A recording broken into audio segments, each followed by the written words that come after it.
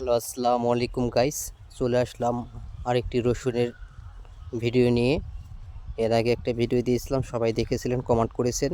এখনও আবার নতুন করে আরেকটা রসুনের ভিডিও নিয়ে আসলাম আমার রসুনের জমি কেমন হলো সেটা দেখানোর জন্য। চলেন দেখা যাক।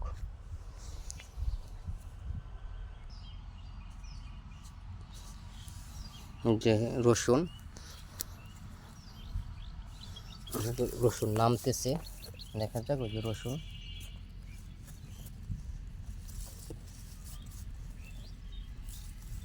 নামতেছে। রসুন গাছগুলো অনেক মোটা, যেরকম গাছের পরিমাণ দেখা যাচ্ছে মোটা এবং উচ্চতা, সেই ক্ষেত্রে এই রসুন সাইজগুলো বড় হবে, অনেক বড় বড় আশা করা যাইতেছে রসুনগুলো ভালো হবে। আর এখানে দেখুন রসুনের ভিতরে ইন্দুরে মাটি উঠেছে।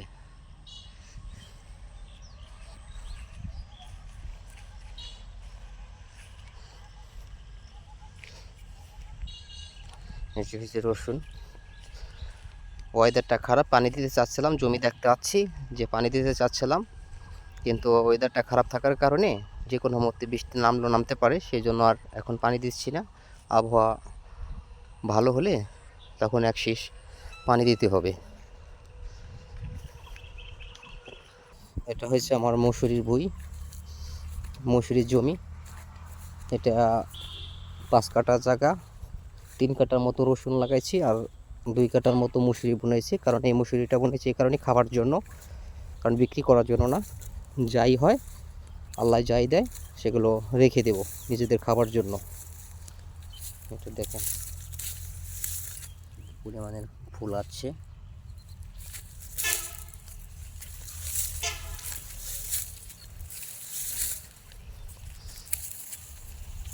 আপনাদেরকে আর একটা জিনিস দেখাবো, যেটা হয়েছে আমার এই জমির পাশেই তালতলা। এই তালতলা কিছু কাঁচার মতো জায়গা আছে, এই জায়গাটা খালি পরিত্যক্ত হিসেবে পড়ে আসলো। অনেক ময়লা, জঙ্গল, আবর্জনা ফেলাইতো, রাবিশ, এগুলো ফেলানোর কারণে এখানে ইঁদুরে বাসা করতো। এখানে ইঁদুরে বাসা করলে জমির ফসল কাটতো, সেই জন্য এই জায়গা পরিত্যক্ত এসে পড়ে আসলো। তো এখানে পরিষ্কার করে 2টা তাল গাছ বিক্রি করে দিয়েছি। করার পরে যে জায়গাটা পরিষ্কার করে আমি বেগুন গাছ লাগাইছি। এই যে বেগুন গাছ দেখেন।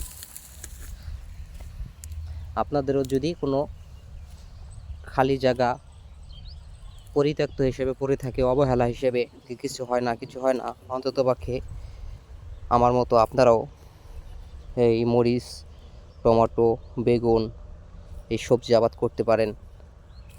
কারণ মাননীয় প্রধানমন্ত্রী শেখ হাসিনা বলছে, আপনাদের যার যেখানে যতটুকু জায়গা আছে খালি হিসেবে পড়ে না থাকে, যেখানে যেই ধরনের ফসল হয় ওখানে ওই জিনিসগুলোই আপনারা ফলন করেন। অন্ততপক্ষে আপনাদের ফ্যামিলির পুষ্টির চাহিদাটা পূরণ হবে, ঘাটতিটা পূরণ হবে। তাই সেই ক্ষেত্রে সেই কথাটা মনে করে, তো আমার জায়গাটা পড়েছিল, আমি এই জায়গায় মরিচ গাছ লাগাইছি আর বেগুন গাছ।